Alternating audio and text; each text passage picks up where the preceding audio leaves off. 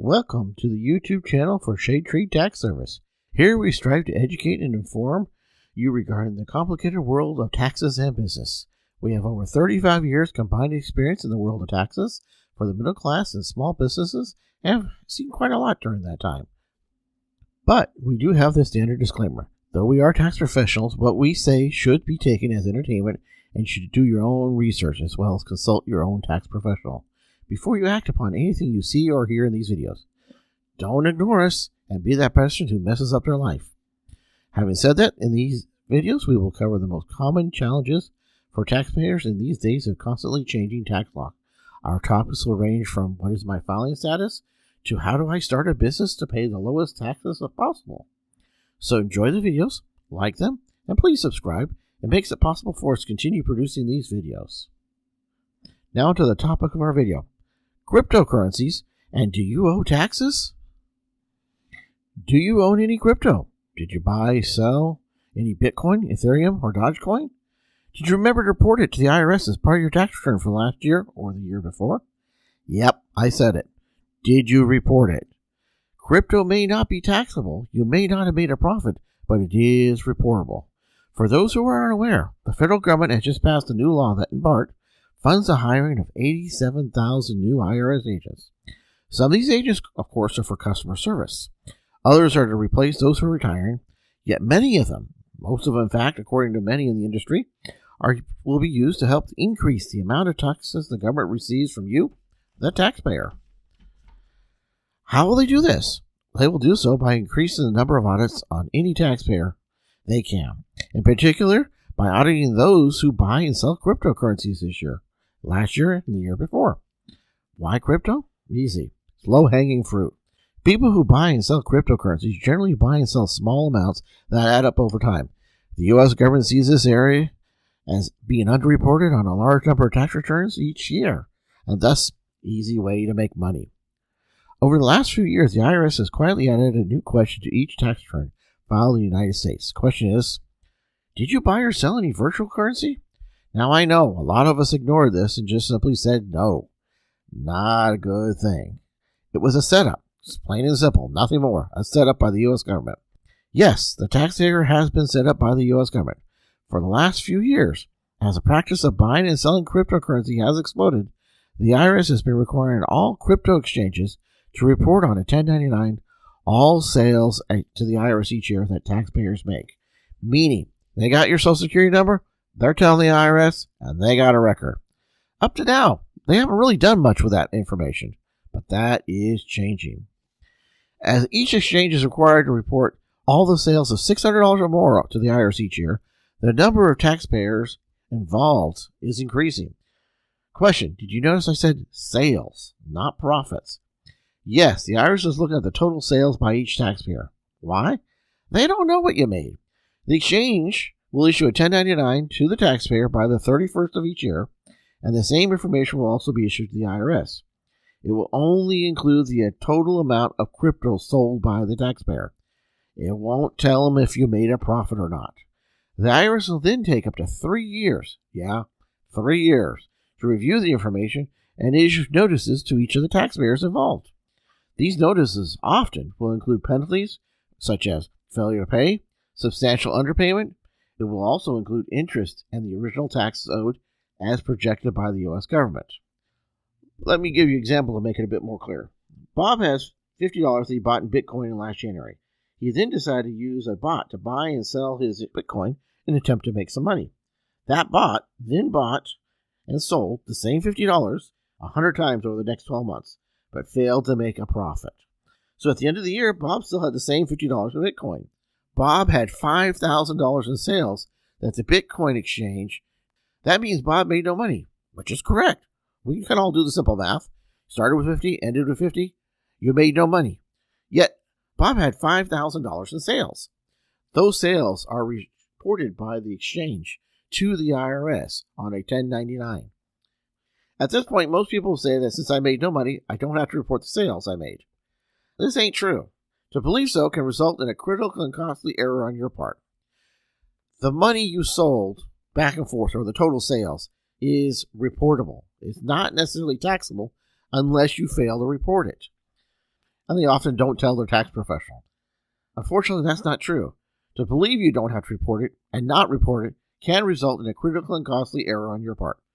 Right now, the IRS, based on our example, has a notice from the exchange that simply says, you sold $5,000 in Bitcoin. They will want you to declare that on your tax return. If not, they will question it. How? How will they question it? In most cases, a letter will be sent to you, the taxpayer. It will most likely be a form called a CP2000 that says, we believe you missed an item on your tax return. Now would like you to pay us for the following amount to conclude this matter. The letter in this example will say something like this. We're assessing a penalty for accuracy of up to 20% of the total of the $5,000 sales, meaning $1,000, an interest penalty of 3% for the 2 or 3 years it took them to tell you this, of about $300. And of course, we want our 22% of the $5,000 in sales that you made, which is another $1,100. So the bill will be in a range of about $2,400, $2,500 for a $5,000 in sales in which you made no profit, but you failed to report it. So the IRS calculates it the way they want to and sends you a letter. I know you are now sitting there saying, this ain't right. They're stealing from you. Well, truthfully, can't argue that one. First, report the sales of all crypto to your tax preparer when you do your taxes. Get a copy of the 1099 from the exchange, just like you get for your W-2 every year. If they don't send you one, go online and look for it. In my experience, most won't send it to you, and you'll have to go get it online. In the example, if the sales have been reported, the cost to purchase a Bitcoin would have also been reported, and this is called basis. So what the IRS taxes you on is the difference between sales and your basis. That equals profit for them, and that's what they're taxing you on. Basis? Yes, basis. Whenever you have a sale of cryptocurrency, you also have a cost associated with that. Your tax preparer, if they're credible, will know where to look for the information on the report you've given them. In the example above, if the taxpayer had done so, he would have reported 5,000 sales and a basis of 5,000, and thus would have had no tax liability. There would have been no CP2000, and it would have saved them about $2,400 plus the cost of retaining a professional to correct and address the issue with the IRS. At this point, most are thinking and trying to remember if they sold any crypto last year and what to do now before the IRS sends them a CP2000 and a large tax bill. Answer? The solution is to get a 1099 from exchange and file an amended return before the IRS sends any letters. If any additional tax is owed, pay it. This often solves a problem before it becomes a costly one. Remember, your tax professional will charge you a fee for amending the return. That is a small potatoes compared to the cost of just letting it sit and waiting for the IRS to react. Wait, what do I do if I do my own taxes? How do I handle this? My opinion, you get a professional to fix the issue. If that is not an option, then the form you need to handle this issue is an 8949. You report the sales on this form in a similar manner as you did with the sale of stocks. You do this on an amended return, which is called a 1040X. But either way, get that amendment in ASAP. I cannot emphasize how important it is to get ahead of this with the IRS. Whether you deal with this yourself or with a professional, you will need to understand a few basic things regarding crypto. First, is it going to be a long-term or short-term? And why does this matter? Well, simply said, tax rates differ depending upon how long you own the crypto. Short-term is less than a year. Long-term is a year and a day. For example, depending on your filing status, short-term tax rates on crypto can vary between 10 and 12%, really depending upon your income level. We are assuming you're single at this point, and we'll just go with that because it's easiest. Right now, the cutoff is about $10,250 in taxable income. So if you make less than $10,250 in taxable income, you pay $10,000 on the profits if it's short-term. If you make more than $10,250 a year, your tax rate will be 12%. Not too bad, but let's look at the tax rates if it was long-term, as they will vary from nothing to 20% depending on your income level. We're still talking single here, and you make under $41,675, the tax rate is 0. So, you buy crypto, hang on to it for a year and a day before you sell it. That way, if you make under $42,000 in taxable income, your tax rate on that crypto, even if you made a profit, is Zippo. So in the end, don't forget to conclude any and all crypto sales with your tax return each year. Failures to do so can result in paying more out than you expect.